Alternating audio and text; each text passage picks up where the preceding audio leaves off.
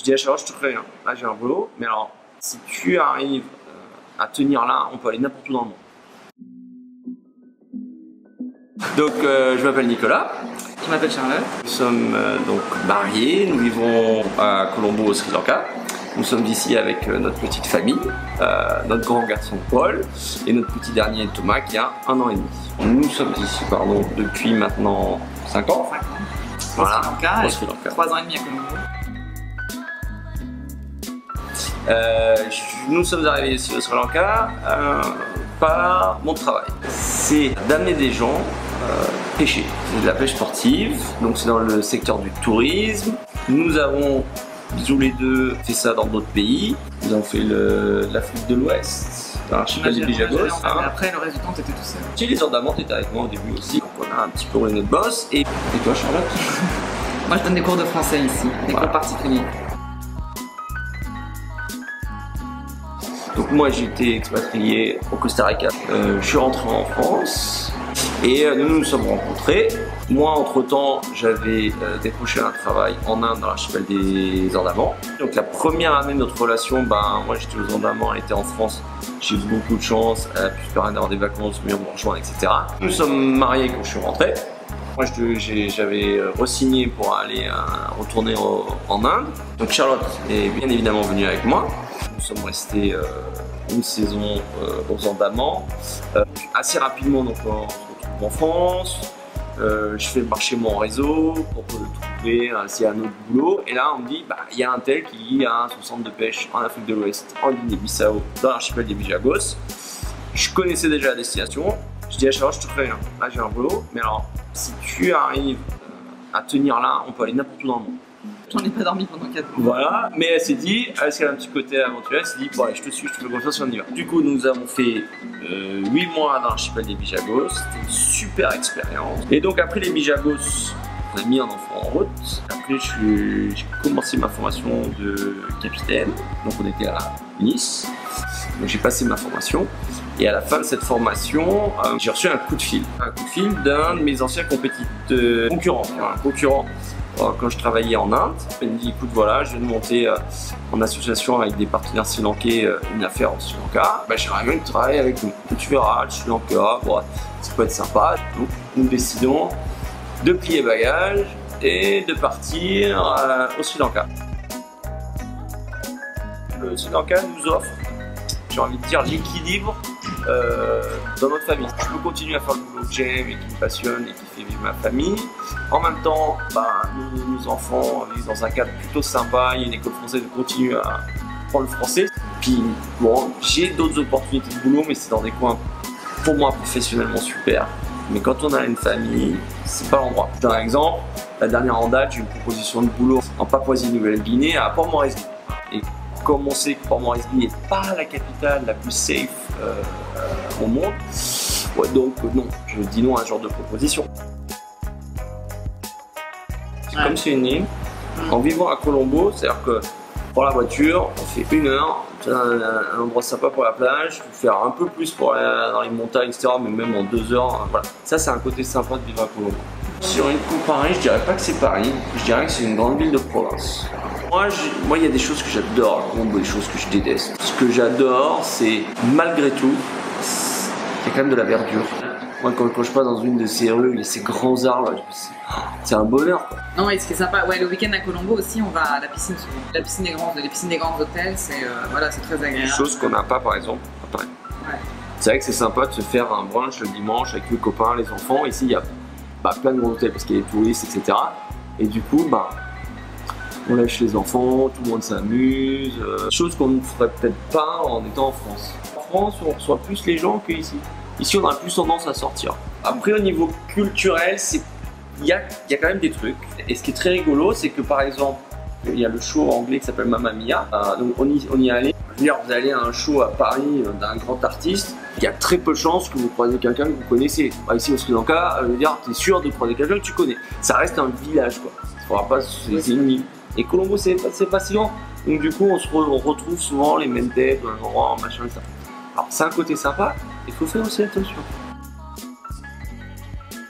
Je pense qu'on a des échanges avec, je pense, j'ai envie de dire, même moi, par rapport à tous les niveaux de classe sociale au Sri Lanka, j'ai pris l'habitude, quand je leur parle en anglais, d'intégrer des mots de singalais.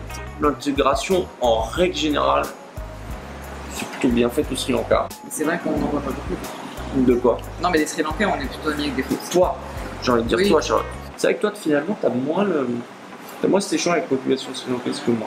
Mais peut-être aussi c'est dû à mon boulot, je sais pas. Moi, bah, j'ai toute ma bande de copains que je connais via un de mes patrons sri-lankais, parce que j'en ai deux.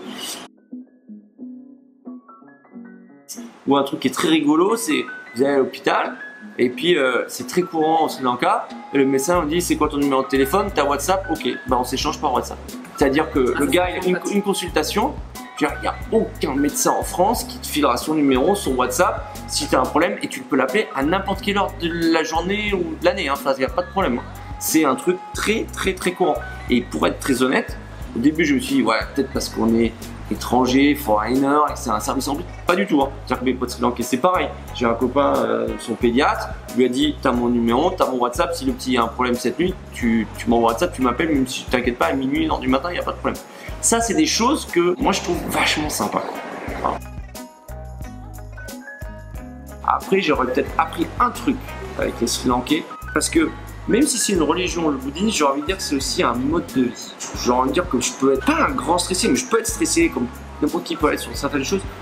Mais eux, alors, ils sont pas stressés. Mais alors, pas du tout. Mais ils ont tellement raison, c'est-à-dire que sur un truc où je dis, mais mince, ce truc-là, il fallait que ça se passe pas, on est de... Mais qu'est-ce que tu peux y faire, mon gars? Ils ont raison. Est-ce que tu as la possibilité, est-ce que tu as un moyen, même en ayant tous les moyens financiers, humains, de faire avancer le truc plus vite ou d'éviter ce problème? Non. En gros, ils ont ce côté à la vie où la vie t'apporte un truc et tu dois faire avec. Et tu peux faire ce que tu veux, tourner le problème dans tous les sens, de toute façon, il est là. Et ça, l'accepter, bah, c'est pas évident. Et je dois dire que petit à petit, j'aborde le truc. Ça t'enlève ce côté stressé. Tu stresses. Parce que finalement, en Europe, on oublie un truc, c'est que on veut un truc, tu traverses la rue, tu vas chez Casto, même maintenant, c'est même plus ça. Tu commandes un truc et une heure après, il t'est livré à la maison, tu peux faire le truc. Et ici, c'est pas ça. Donc, du coup, tu apprends à aborder les choses avec beaucoup plus de. Et je pense qu'en avançant en âge, je me dis que ça va m'aider. Ça va être bien. Et même ce qui est hallucinant pour moi, c'est mes rapports que j'avais au boulot en France. Le stress qui est souvent créé non pas par le travail, mais par ton supérieur. Alors qu'ici au Sri Lanka, je me stresse tout seul et c'est mon supérieur qui me dit hey, cool mec, on peut rien faire. Donc tranquille, bah tu peux pas bosser. Bah tu sais quoi, profite de tes enfants, de ta famille, va faire un tour et puis t'attends que ça arrive. Et puis quand ça arrive et tu recomptes. Et là tu dis ouais mais là si là je peux pas le faire, enfin, je vais avoir pas d'argent. Bah ouais, qu'est-ce que tu veux y faire? Tu vas le remplacer, tu vas aller le cueillir dans les arbres. Enfin, mais c'est tellement vrai. Même encore, j'ai encore un peu du mal des fois. Ça c'est vraiment un truc que le Sri Lanka m'a apporté, c'est ça. Non parce que c'est des petits trucs. Par exemple, voilà, s'il y a un truc. Et c'est pas que le Sri Lanka, c'est l'Asie. C'est le côté rapport à la pollution, rapport aux déchets et au plastique. Bon, moi je suis en mer, donc j'en vois quand même malheureusement pas mal. Au début, j'avais une réaction assez violente, c'était choquant. Il y avait des gens, ils mangeaient un truc, un papier, comme ça. J'en ai discuté avec les Sri Lankais. Il y en a qui me disaient, bah, ça a toujours été comme ça et tu ne changeras pas les gens, c'est un problème d'éducation, etc. Et en fait, 25 ans, allez, 30 ans en arrière, c'était comme ça en France. Donc, laissons-leur le temps et ils font ce qu'il faut pour. Donc, ils ont compris un truc, c'est que ça passera par les enfants. Et la seule fois où j'ai vu quelqu'un jeter un papier et quelqu'un passer derrière le ramasser, la personne qui a ramassé derrière c'était un enfant. Donc je me dis quand tu vois ça, tu te dis il y a de l'espoir. Ah non mais c'est trop épicé la bouffe. Bah ouais, faut rentrer au Sri Lanka. Bon, moi j'ai un rapport à côté épicé si tu veux, ça passe pas quoi. Mais bon, je me dis, bah, je suis au Sri Lanka, tu vois, quand je vais chez mon boss, même s'il fait un effort, ça m'arrache la gueule, bah, je dis rien, je mange. J'ai fait l'erreur de lui apporter une super bonne bouteille de Saint-Émilion. Je lui avais fait ça avec un bon petit pâté bien comme il faut qu'elle fait ma mère, avec la petite truffe, tu vois. Et là, la façon déjà dont il boit le vin, tu te dis, c'est mort. Parce que si tu veux, pour lui, la bouteille de Saint-Émilion, super année machin, ou un verre de coca, c'est la même. Ah, la bouche elle est morte quoi. Ça y est, les saveurs et papy c'est mort.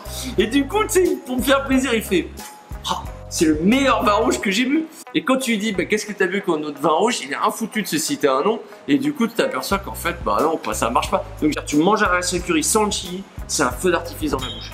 T'as la cardamome, la cannelle, tu retrouves l'anis étoilé, tu retrouves le curcuma. Ici, il y a une qualité de légumes, de fruits. Et tout ça en même temps, mais je te jure, c'est un feu d'artifice dans la bouche. Et ils vont aller te tuer ça en te mettant une dose de chili la mort, tu ressens plus le goût du chili, et du coup tu as la bouche en feu, et tu te dis mais non, non, mais de toute façon ils sont spoilés, enfin genre leur bouche elle est foutue quoi. Ce n'est pas la réponse à la question. Il y a de fortes chances qu'on rentre un jour. Quand, je sais pas. Souvent ma vie ça a été une question d'opportunité. Voilà. J'aimerais citer aussi quelque chose, c'est que j'aurais rêvé d'avoir la vie de mon fils. Je veux dire, à l'école française, il y a aussi bien des Sri Lankais. Il y a des Canadiens, il y a des anglophones, il y a des Maldiviens, il y a des familles mélangées franco-japonaises, franco-vietnamiennes, Sri Lankais et je sais plus quoi. Enfin bon voilà, à l'école, tu ne ressentiras pas la différence culturelle, la différence de couleur, la différence de religion. Si tu lui demandes ce que c'est le racisme, il n'a aucune idée. L'entraide, quand tu vis en tant qu'expat, est super importante. Et dans cette école, comme elle est petite, il y a tous les niveaux, hein, ça va de la maternelle jusqu'au bac. Je veux dire, il joue au foot aussi bien avec un petit de maternelle. Et quand c'est le petit de maternelle qui a le ballon, je peux te dire qu'il ne va pas jouer de la même manière que si c'est un garçon qui a le même âge que lui ou un qui est plus grand, quoi. Il s'adapte, chaque enfant à l'école s'adapte en fonction de l'âge et de la capacité de l'autre. Et je considère que savoir faire ça, ça n'a pas de prix dans la vie.